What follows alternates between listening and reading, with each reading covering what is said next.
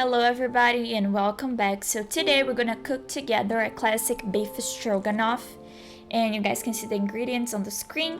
And first things first, we're gonna cook the rice. You all know how to do it, but we use a different seasoning. It's one that my grandma always makes, and that's it. Now my mom's sharpening her knife to make sure she can cut the meat properly.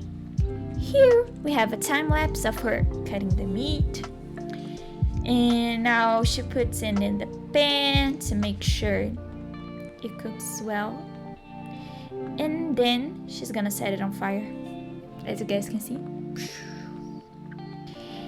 And the final touches, she uses sour cream with tomato sauce, which is creme de leite e molho de tomate. Okay, and then it's all ready. She's just gonna mix it and it's done.